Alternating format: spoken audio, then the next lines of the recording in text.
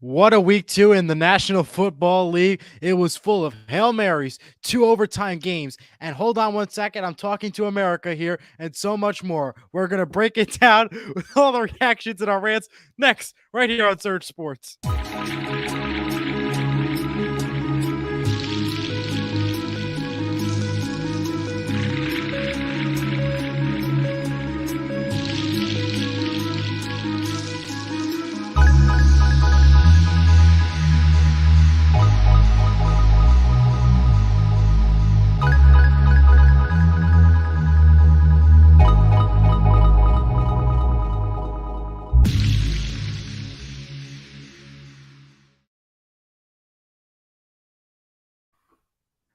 Welcome back, everyone, for the next edition of the 12th Horseshoe podcast. We have our reactions and our breakdowns for week number 2 in the NFL.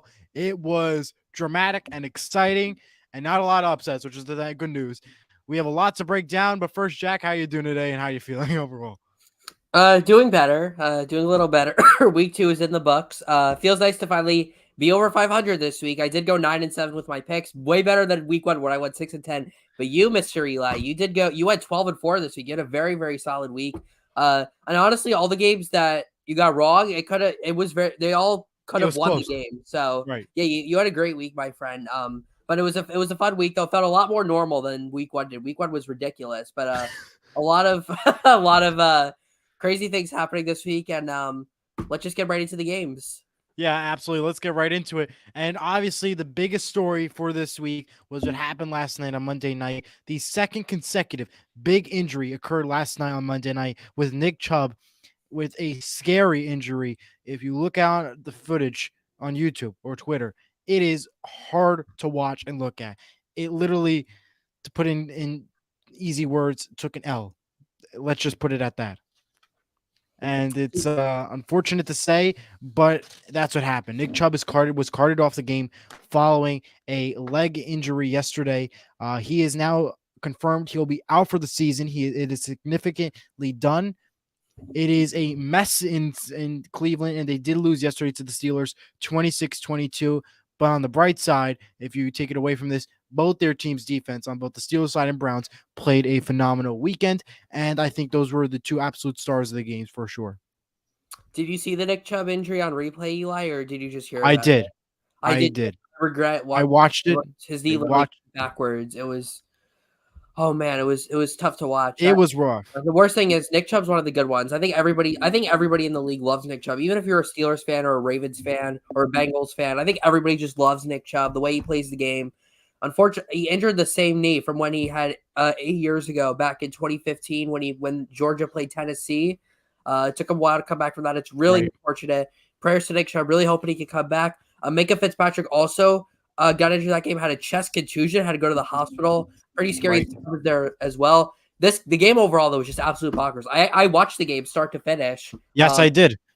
So many crazy things happened in that game. 2 defensive touchdowns for Steelers, including a pick 6 on the first play of the game. 4 turnovers in the first quarter alone. Right. Deshaun Watson, 2 face mask penalties. It was ridiculous last night. To put in easy words. Very little offense. I know the score is 26-22, but there was not a lot of offense in that game whatsoever. Offense was horrible. Both sides. The offense on both sides were horrible, and I was watching this entire play. When I first saw the Nick Chubb thing, I didn't fully see it because the angle we had on ESPN or ABC, whatever it was, wasn't the best. And then you look on Twitter, and it was hard to watch. And that was just for the Nick Chubb injury. Yes, the offense was horrible on both sides. Definitely needs improvement. The defense were the star of the game, and the amount of pick sixes and the amount that long the first quarter went, that long replay was crazy enough, and was another big night in Pittsburgh, Pennsylvania. Yeah, it was unfortunately for me, one of the 3 games that I got right and you got wrong, Eli. You said the Browns are going to win this game. I didn't believe it because Nick Chubb didn't get hurt, they would have won the game. It's debatable.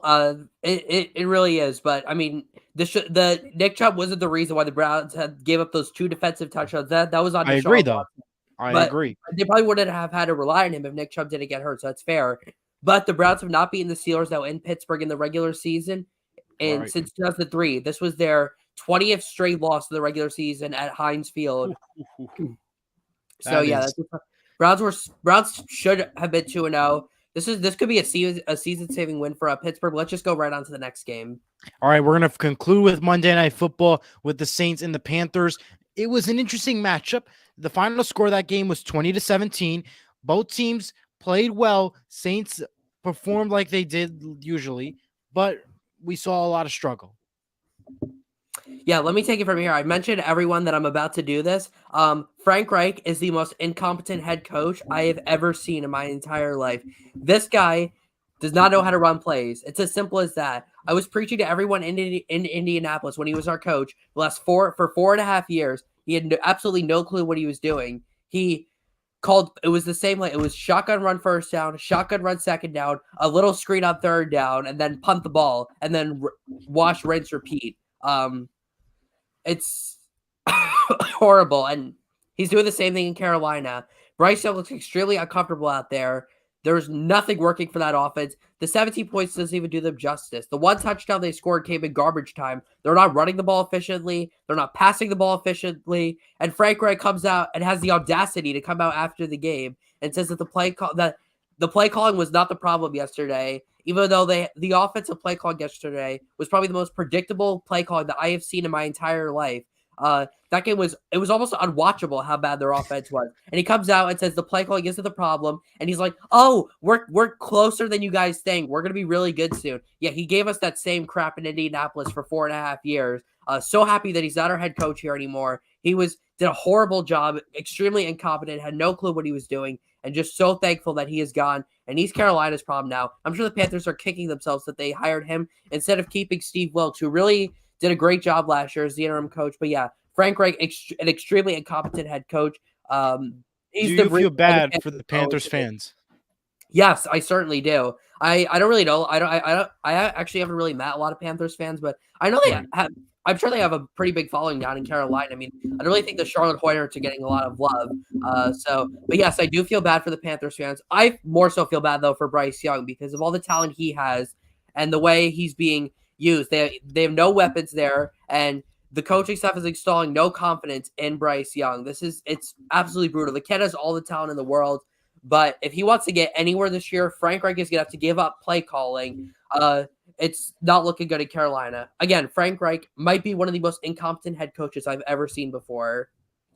I don't know how much more I could add to this because you said it perfectly, and there's not much more I could add into that game, except the Saints have a win and they have a big competition next week as they play the Packers at home at Green Bay, and the Panthers are off to Seattle for a 4:00 matchup. So I cannot wait for that. Moving right along to our next game. Let's go right away back to that Thursday night football game. We broke down the Thursday night football game, but just to recap real quick, the Vikings lost to the Eagles 34-28. You can catch our reaction and breakdown to that game on our last show during our week 1 predictions video. We're going to skip right over that, go right into the Packers Falcons. The Falcons took a 25-24 victory over the Packers. The Packers played a very close game. Bijan Robinson still the key for this Falcons team. And what did you see from that game, Jack? Yeah. So first off, before I get to that game, I forgot to mention that for the Saints-Panthers game, Eli, you got that pick right. You said the Saints were going to win. I got it wrong. I don't know. I still don't honestly know why I picked the Panthers to win. But in terms of this Packers-Falcons game, I got this pick right. And I actually got the points right, too. I said the Falcons were going to win by 1 point, 28-27. And they did win by 1 point. Not by that score, but it was pretty close, 25-24. And how funny, the Falcons, who are known for blowing big fourth-quarter leads, they were on the other side this weekend as they erased a 12-point deficit to come back and beat Green Bay. It was a great game for the Falcons. A great way to end the game. Desmond Ridder really stepped up in that fourth quarter after a rough first half. Bijan Robinson is absolutely fantastic. Looks like he's going to be one of the best in the league one day. And I'm not really a fan of taking running backs early in the draft, but it looks like the Falcons are proving everyone wrong with Bijan. Had over 100 yards rushing. He's a great receiving back as well. The Falcons defense stepped up in that fourth quarter. I think the Falcons are going places this year. I really do. They have a tough one they have 2 tough games now against the Lions and the Jags on the road. Well, not necessarily on the road. The Jags game is in London, but certainly I love this Falcons team. Like, they're definitely one of the teams that I'm rooting for this year. That's not the Colts, but really impressed with the way they played. I think Arthur Smith's doing a really good job there as their coach. As for the Packers, Jordan Love looked really good again. Defense just blew it in the fourth quarter. Really all I got to say, but congrats to the Falcons, 2-0 for the first time since 2017.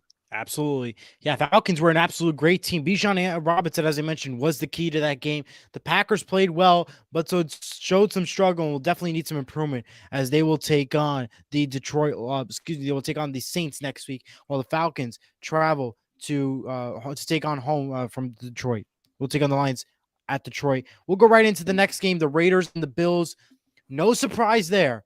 It wasn't really as much of an upset there. Raiders played well against the Broncos, but yet again, it was the Broncos. But now they came into Buffalo and they lost 38-10. And this is this Buffalo team that really struggled a lot versus the New York Jets. And as Augustin mentioned, John is the real deal. And I absolutely agree with that statement. The Raiders, like I said, did not play themselves. This is not the team that we saw in Denver. The Bills played normal football this weekend. And I'm going to let Jack take it away from here. What did you think of that game? Yeah, no, I mean, we saw the Raiders had a great win last week, but I mean, we knew that was really a fluke. This team is just that's a good point, but this team is just flawed in so many ways, in my opinion. There's just too many flaws on this team. Jacoby Myers did not play. Raiders blown out by losing by 28. I mean, we knew the Bills were gonna. I for some reason only had the Bills winning this game by 6, and I don't know why I didn't have them winning by more. But Right. I mean, I'll talk about the Bills a little bit though. Look what happens when Josh Allen doesn't turn the ball over. You win games like this. As long as Josh Allen can just not turn over the football, you can argue this is the best team in the AFC, and I'm not even joking. There's so much 100% agree. The ball, and Von Miller isn't even back yet. So imagine what happens when he does come back. But this was a great game for the Bills. Jimmy G, rough game, 2 interceptions. Couldn't really get anything going on the ground again. Now, Devontae Adams is still playing fantastic. It doesn't matter what receiver he has. He's going to go to the Hall of Fame one day. But this is a much-needed bounce-back win for the Bills, especially going on the road next week to face the all of a sudden 2-0 Washington Commanders. By the way, I'll mention this real quick. We have 9 teams that are currently 2-0. That are currently 2-0 going into week 3. Last year there were only 6, and I believe we have also 9 0-2 teams as well. So we have an equal amount of 2-0 and 0-2 teams. That means more than half of the league so far is either undefeated or hasn't won a game yet. But great win for the Bills. Big one against Washington next week. Absolutely. Moving right along, the Ravens pulled up a one-of-a-kind game versus the Bengals 27-24. I've been saying it all along since Joe Burrow got the money. He's falling into the trap. I'm aware of what happened last year, but I think the trap is real. And again, the Bengals are going to face a tough team of the Rams next week, who showed some prizes in week 1 against the Seattle Seahawks and then played decent versus the San Francisco 49ers, another division rival. It was a great game for the Ravens overall. The Bengals are a team we did not see coming, and against this Ravens team is an absolute surprise. And keep in mind, Odell Beckham Jr. was out for that game following an injury. It's not the start you want for the Bengals. You're 0-2, and you're 0-2 in the AFC North as well. It was a rough game. At least the offense got some points this time, but still struggled for most of this game. Ravens made fewer mistakes. Lamar Jackson looks like he might be an MVP candidate. I know he hasn't been the strongest start the season, but the Ravens are 2-0. They look like by far the best team in this division. Defense has played really well. Have a game against my Colts next week, which is going to be a fun one because obviously we're a huge underdog going into that game. Right now we're like an 8-point underdog. So I think we have the chance to shock some people next week. But I'm really impressed with this Ravens team. I think they're going to be a really good team this year. And I think they might have a chance to win this division. Things can turn around for the Bengals. I mean, they started 0-2 last year and then won 12 out of 14 and made it to the championship game. They've got to get it going now, though. They have to get it going now. You do not want to. You lose next week, your playoff hopes are already in jeopardy. Teams that start 0-3 have, I don't even know, very low percentage of making the playoff. Teams that start 2-0, by the way, more than a 60% chance of going to the playoffs. And they play the Rams next week on Monday night. You've got to get a win there. I think the Bengals can get a win. It's a Super Bowl 56 rematch, but it should be interesting to see.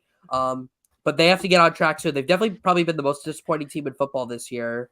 Absolutely has been the most disappointing, and I have to disagree about that, but we'll get to the picks for that game on Friday. To switch things up before we get right into our regular games to remind, as Jack mentioned, about all the teams that went 2-0. Here are the teams that did go 2-0: the Atlanta Falcons, Baltimore Ravens, Dallas Cowboys, Miami Dolphins, the New Orleans Saints, Philadelphia Eagles, San Francisco 49ers, the Tampa Bay Buccaneers, and the Washington Commanders. In the 1-1 spot, Buffalo Bills, Cleveland Browns, Detroit Lions, Green Bay Packers, the Indianapolis Colts, Jacksonville Jaguars, Kansas City Chiefs, the Raiders of Las Vegas, the Los Angeles Rams, the New York Giants, and the New York Jets, the Pittsburgh Steelers, the Seattle Seahawks, and the Tennessee Titans. And still 0-2 is the Cardinals of Arizona, Carolina Panthers, Chicago Bears, Cincinnati Bengals, of course, the Denver Broncos, Houston Texans, the Los Angeles Chargers, Minnesota Vikings, and the New England Patriots. So those are your lists, and it's going to continue to either go up and down. And moving right along to one of the craziest games in the Seattle Seahawks book, the Seattle Seahawks win in overtime against the Detroit Lions, 37-31, which this Detroit Lions team had so much hype about. It was a huge win for this 12th team. The defense was on key and on point. Lockett, the true star for that game. The Lions had some injuries and struggled a lot. And the Lions, Gardner Johnson, is feared to have a sore and torn pick, per the game sources from this week. It is what a crazy game that was. It was literally a pylon game. And the best line from the game was by the referee saying, "I'm talking to America here," or reporting a flag based off of Geno Smith on the Seattle Seahawks. Overall, fun game. Super happy for the Seahawks win. Huge win against the Lions. And Jack, I'll let you take some time to talk about it. Yeah, first off, before I get into that game, I just want to mention that for the few games I keep forgetting, Ravens Bengals, you got that right. I got that wrong. And then the Raiders Bills game, we both got that right. The Seahawks, I was right. The Lions, you were wrong. Yeah.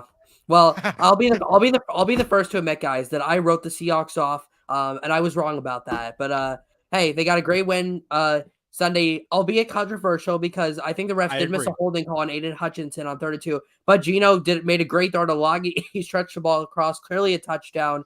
Maybe shouldn't have been, but hey, it doesn't matter for the Seahawks. They got the win. Going home should have a pretty easy one against Carolina this week. I've already ranted about Frank Reich, about how bad I think they look. But I know it's only week 2, Eli, but this feels like a season-saving win for the Seahawks. It's something that's going to help increase their confidence. As for the Lions, tough loss, but they're going to be fine. I mean, they still are the Detroit Lions, so we have to take them with a grain of salt. But I'm still a big believer in this team. They're playing the Falcons next week. That's not an easy game, but I think the Lions are fine though. Love this team. Love Dan Campbell. Love their team overall. But mad respect to the Seahawks for going in there and getting a big win this week. Congrats to the Seahawks for doing that. And of course, the 12 fans, for sure. Moving next up, and before we get to the next game, all the scores from all of this week's games are right below us, as well as where you could find our Twitters in case you were interested in following and hearing more news and fun arguments and debates. And also, the Colts took on the Texans and took a victory in Texas, 31-20. Before I let Jack do it, I'm going to say two things. Colts played amazing. Without Anthony Richardson for a point was great, and I thought that was a great game. The Texans were the Texans. The Colts traveled to Baltimore. That's going to be a fun matchup, and Jacksonville plays the Texans, so that is also another fun matchup. But the Texans are the Texans. Colts are the Colts, and Jack will have full breakdown tomorrow for his show, the Horseshoe Show, tomorrow at 7 p.m. on Surge Sports. In case you're interested, but Jack, go ahead. Tell us about your Colts feelings. It feels great, man, to finally get back in the win column. I'm not going to go too much into it. That'll be tomorrow on my show. But great win. I think it really showed how great of a coach Shane Steichen is. The fact that he had to play with two quarterbacks with completely different playing styles and was able to get the most out of both of them really speaks volumes to me of how smart of a guy he is. Offensive mastermind. 31 points.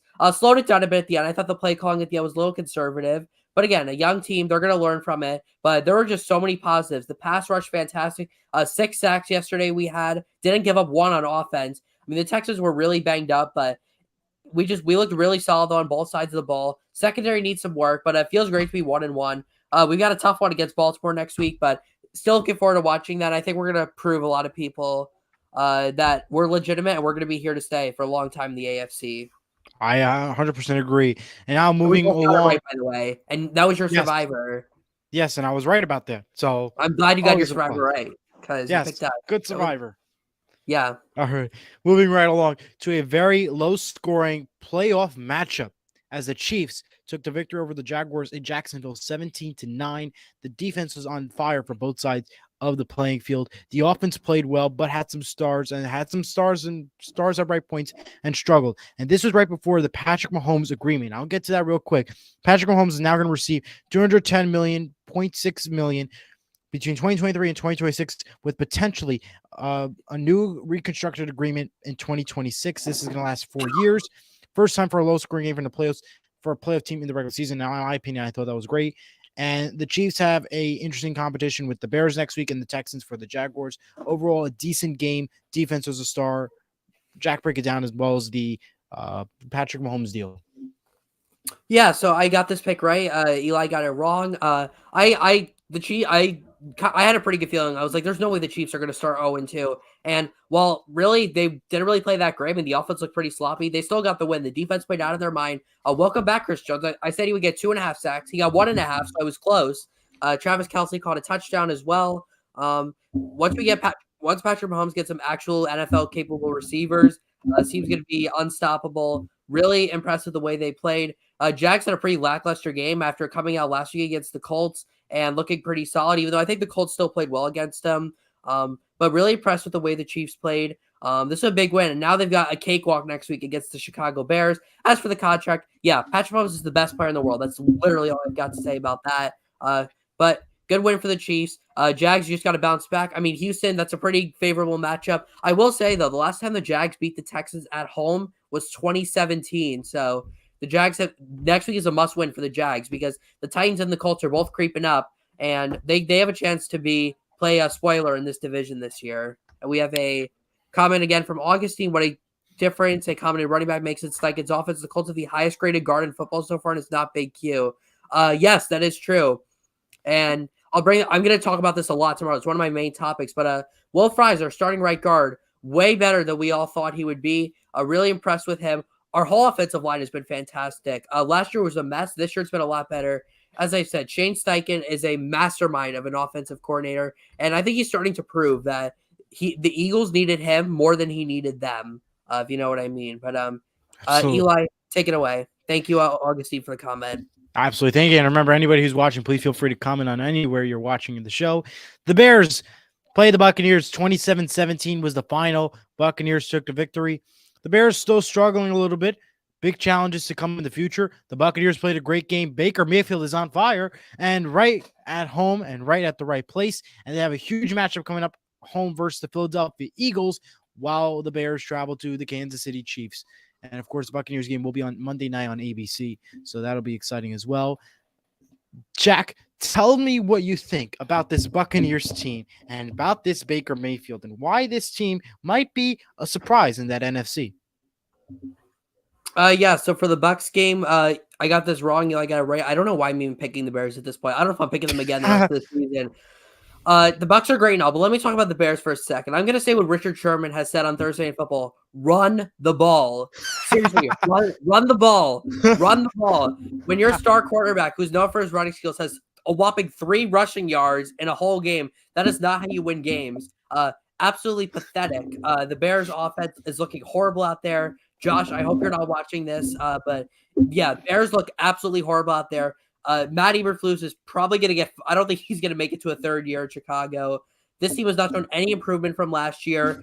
And why are you trying to make Justin Fields a pocket passer? Make him run. That's his specialty. Design quarterback runs, whatever. There's no excuse to where he can have three rushing yards in a whole game. I could take one long step in my house and have 3 yards.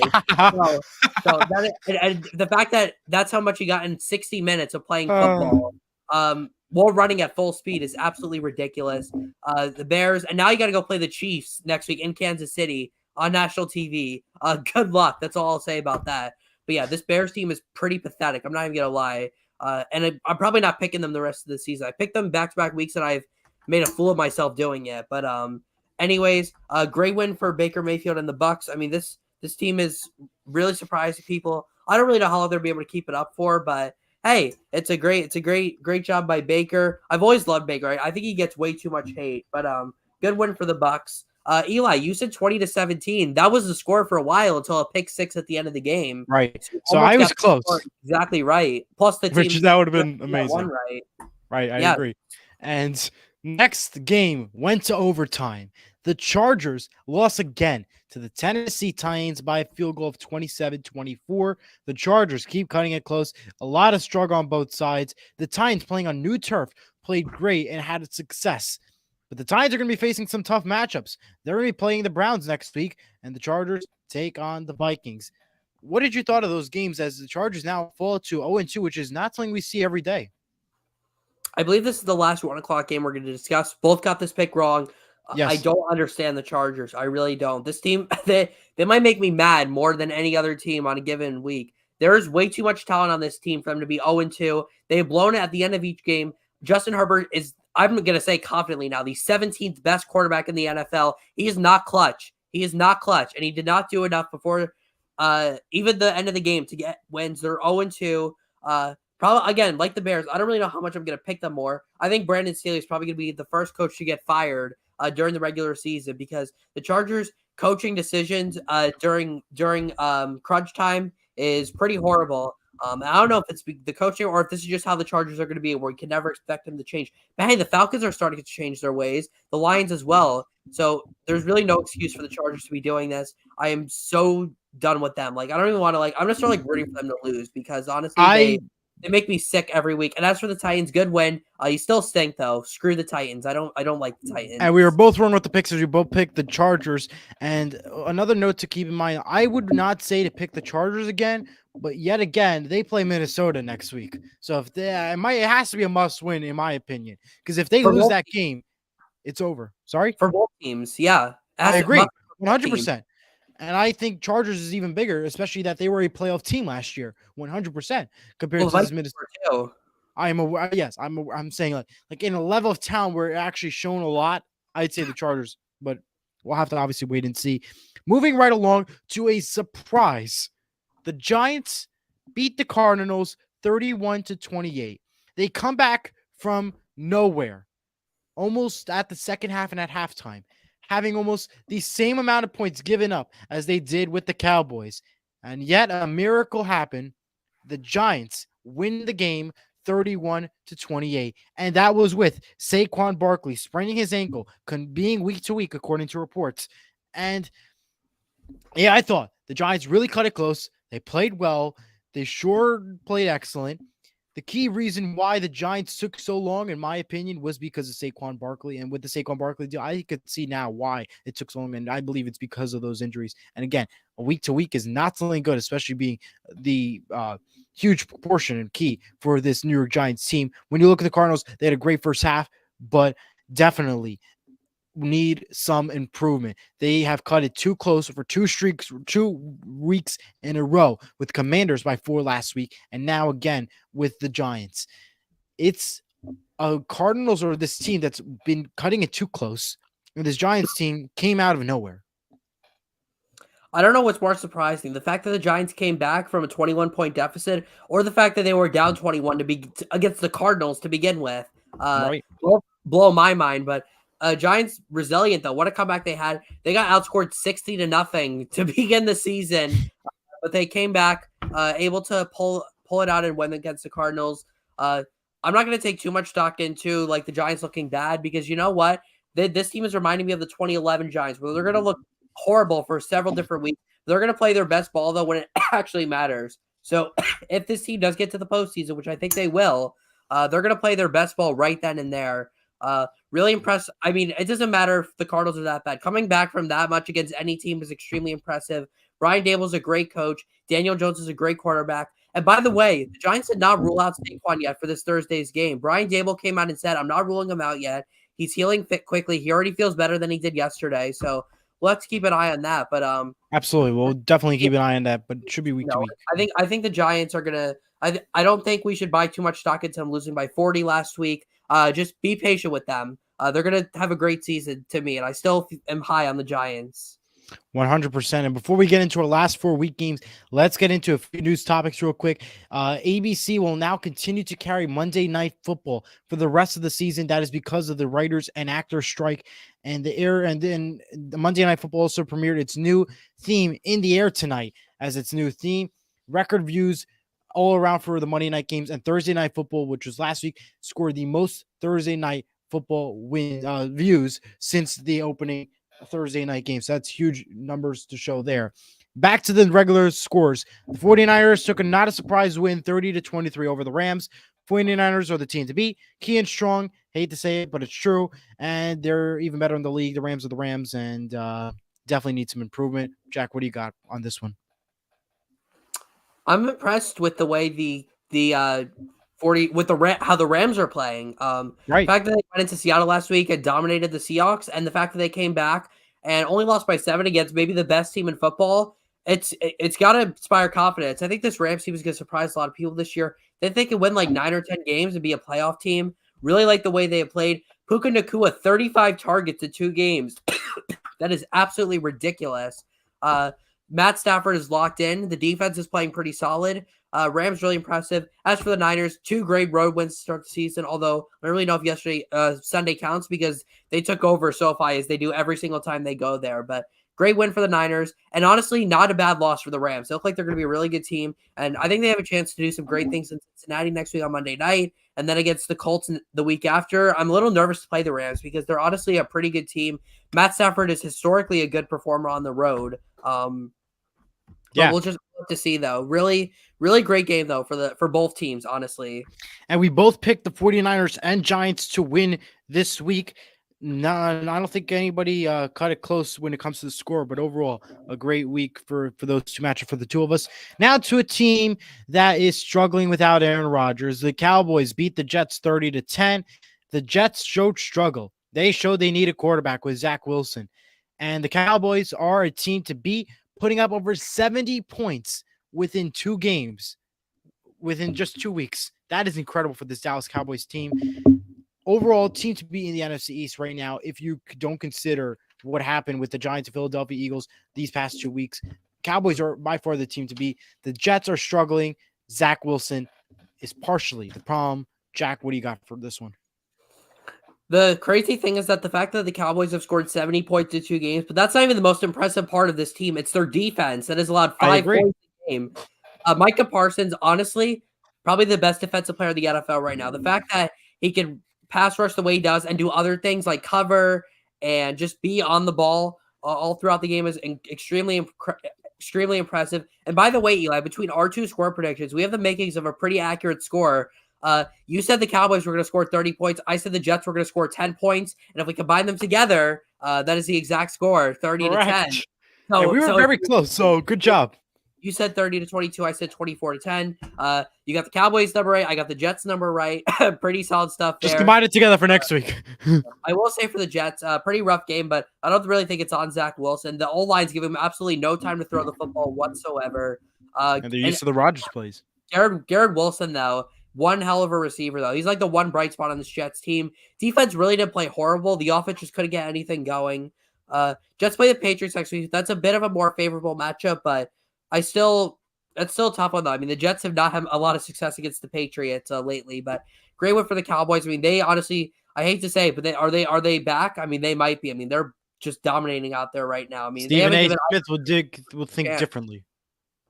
Yeah, but he's always wrong, though, so he doesn't matter. I think we have better team than he does. I agree 100% about that, and we know it's true.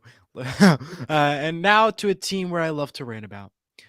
The Denver Broncos lose again, but not because of a touchdown score, not because of a field goal, because of a 2-point conversion. They got a Hail Mary and mess it up on a 2-point conversion. 35-33 was the final. Some people say it was a flag. No. Russell Wilson did not want to run the ball. I don't care what the play call was. He couldn't. He had open room. He could have ran the ball. But that's Russell Wilson for you. And he lost another one. And just to put it out in DJ Khaled mode. And to give him some bright side news, if you're a Russell Wilson fan, I'm not. He was the first player in NFL history to reach over 40,000 pass yards and 5,000 rushing yards. And Abby, thank you for My watching. sister, no quotes. I don't know what the LOL is for, but whatever. Maybe it stands for lots of love. I have no clue. Yeah, so Broncos still need some improvement. Sean Payton, good coach. Russell Wilson, the problem. Great job on the Hail Mary, though. Failed horribly on the 2-point conversion. Commanders, still a very good team. Lost bad. Loss is waiting to come, though. Honestly, Eli, I hope you keep ranting. Honestly, I'm starting to like these rants. I mean, I didn't really agree with them before, but now I'm starting to agree. I mean, I think the Broncos they're also another team that makes me mad watching them. This wasn't even on Russell Wilson though yesterday. I mean, the fact that the defense gave up 35 points to Sam Howell alone is pretty pathetic. But I will say Eric Bieniemy is doing a great job there in Washington, showing that he was not a product of Andy Reid in Kansas City. Really great win for them. I know we want to talk about the Broncos, but let's talk about the Commanders, though, being 2-0 Right. more. That's the more impressive part about it. The Broncos, they're playing the Dolphins next week. They're going to get destroyed. We both know that.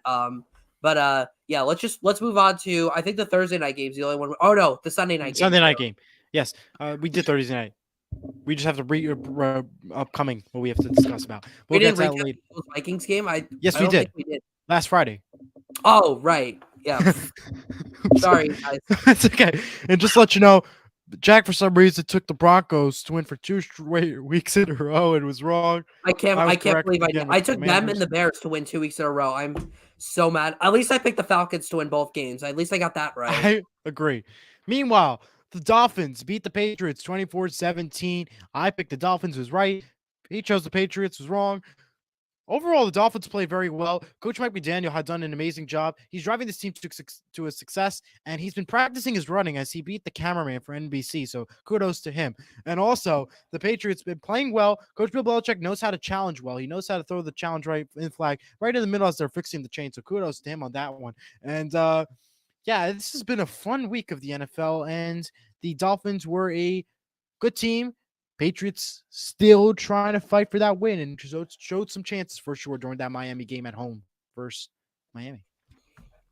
I mean, the Patriots have had they honestly could be 2-0, but their offense just still looks pretty bad. But hey, the last time they started 0-2, which was in 2001, they went on to win the Super Bowl. So of course, knowing Bill Belichick, they're gonna win out and win the Super Bowl. But yeah, tough loss. Miami looks legit. Mike McDaniel is a character. Love watching his locker room speeches. I mean, he's such an interesting person.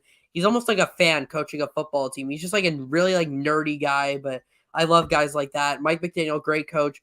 Dolphins look really good. Tua looks like one of the best in the league, downing all the haters. Yeah, so good win for the Dolphins. 2-0, and they have a very winnable game next week against Broncos country. Let's cry and the Denver Broncos. And the Patriots travel to New Jersey to take on the Jets. Yeah, the New Jersey Jets. The New Jersey Jets, the correct name to put, because they play in Jersey and practice in Jersey. Just want to make that clear.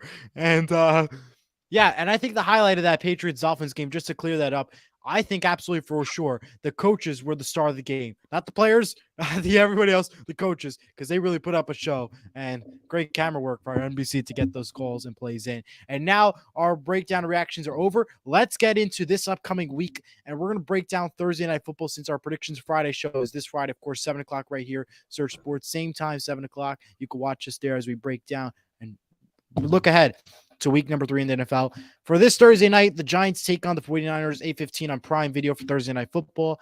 I have the 49ers winning this game 35-28. The Giants played well, but I think for sure that the 49ers are the better team. You know, I know I'm a Seahawks fan, but I hate to say it, but I have to just go to get the win in the picks. I'm going to be wrong about – who do you have, Eli? What's the score? 49ers, 35-28. Okay, that's a very high-scoring game for – I think it's going to be a little bit lower scoring than that. Martin's always in here. We really appreciate you. Andrew Luck will be starting for the Jets by – oh, my God, don't give me PTSD, man. Please don't do it. Don't do it. All right, let me just move on to the picks. I'm definitely going to be wrong for this, so get ready. Eli's going to be 1-0. I'm probably going to be 0-1. I have no confidence in this pick. I have the Giants winning, though. I really do. 21-20. You look at how the Giants have played in their history. All of their best performances come on the road, whether it's Green Bay, San Francisco, Tampa Bay, Dallas, wherever. Giants always play their best football on the road. 2007 when they went to the Super Bowl and beat the 18-1 Patriots in the regular season, 7-1 on the road, 3-5 at home, and then 4-0 on the road in the postseason. This feels like a game that a lot of people are picking the 49ers to win, but I feel like it's gonna be one of those games where the Giants just really shock a lot of people and pull off the upset. I truly think that this game is gonna shock people. The Giants have a lot of momentum right now, coming back from 21 against the Cardinals. 49ers showed they weren't unbeatable last week, only beating the Rams by 7. I think the Giants faithful are going to come out to Levi's Stadium and show their support. Giants win 21-20, go to 2-1 on the year. Not really that big Wow. for the Niners, but yeah, this is it's needless to say, it's my upset pick of the week because the Niners are like a 10-point favorite. But So you he really, has them as the upset of the week. I do, and on Thursday night. Now I'm Wow. always on my upset pick, so I'm probably gonna get it wrong. But hey, go Giants! I think they're gonna shock people, even if they don't win. I think they're at least gonna keep it close. I think that's a reasonable expectation.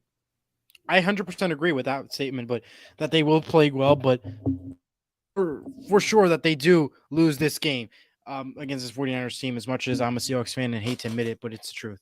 Uh, Overall, it's been a fun week 2 breakdown and reactions. Join us on Friday for our week 3 picks, as well as a breakdown of what happened in the Thursday night football game with the 49ers and the New York football Giants. As a reminder, join Jack tomorrow for the Horseshoe Show for a breakdown of the Colts tomorrow, 7 p.m. on Surge Sports. And of course, join us at 10. I'll be on Sports Mano Mano on Saturday at 10 a.m. And join us again for Friday for week 2 picks. We hope to week 3 picks. So I'm super excited. It's been a fun week. Thank you for listening. Thank you for watching us on Surge Sports. And the rants are just beginning to grow on the channel and in the show. So get ready for more rants and fun. We'll see you all on Friday for week 3 picks. Have a good one.